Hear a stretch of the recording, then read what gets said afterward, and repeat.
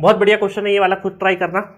A single phase 10 kVA 2000/200 volt 50 watt transformer is connected to form one auto transformer shown in the figure V1 and V1 ये V1 निकालना है आपको and I2 ये दोनों की value निकालना है।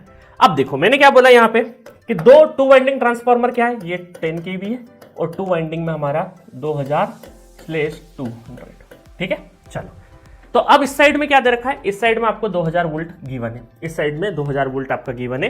अब डॉट लगा रखे, जहां डॉट वहां क्या कर दे, प्लस कर दे, प्लस कर दे, तो अपोजिट क्या हो जाएगा, माइनस हो जाएगा, माइनस हो जाएगा। तो अगर ये 2000 वोल्ट है, ठीक है, तो सेकेंडरी वाइंडिंग का जो वोल्टेज है वो कहां जाएगा, 200 वोल्ट यहां जाएगा। बस अब हमें क्या करना है, केवीएल घूम जाओ, केवीएल घूम जाओ, है ना, केवीएल घूम जाएगा तो V1 + 200 वैसे डायरेक्टली कर दोगे, बट आपको समझाने के लिए मैं कर रहा हूँ, ठीक है। तो कितना हो गया, V1 हो गया 1800 वोल्ट, 1800 वोल्ट। तो एक ही ऑप्शन है, D is the correct answer, एक ही ऑप्शन है, तो डी यहाँ पे क्या आ जाएगा, करेक्ट आंसर आ जाएगा, ठीक है।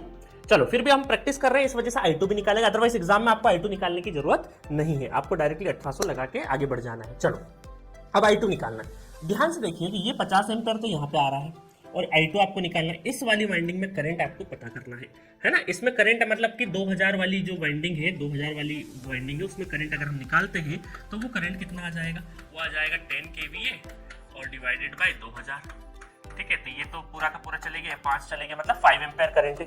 अब 5 एम्पीयर करंट तो आ गया, अब डायरेक्शन अपवर्ड होगी, मतलब ऊपर फ्लो करेगा या नीचे फ्लो करेगा, ये कैसे डिसाइड करेंगे।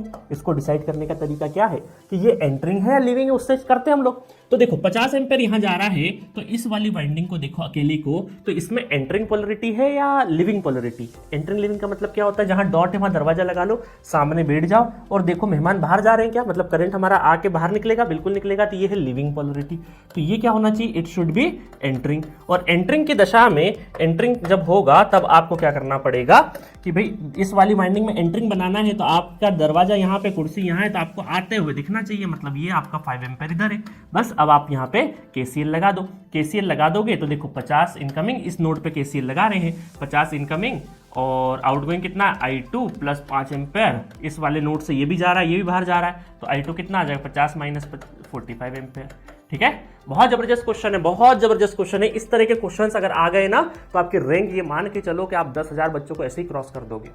जेई लेवल में अच्छा नॉलेज नहीं होने की वजह से इस तरह के क्वेश्चंस नहीं बनते स्टूडेंट से, और यही 5-7 क्वेश्चन जो रहते हैं ना अच्छे वाले, यही डिफरेंस क्रिएट करते हैं सिलेक्शन और रिजेक्शन में। बस तो आपको मैं बहुत बहुत तगड़ी मेहनत करवा के पहुंचाने वाला हूं, आप चाहे आरआरबी जेई का दो या एसएससी जेई का एग्जाम दो, मैं ठोक बजा के हर सब्जेक्ट और मेनली मशीन और पावर सिस्टम को ऐसा दुरुस्त करा के जाऊंगा कि आपको दूसरी चीज नहीं पढ़ना है, ठीक है। चलो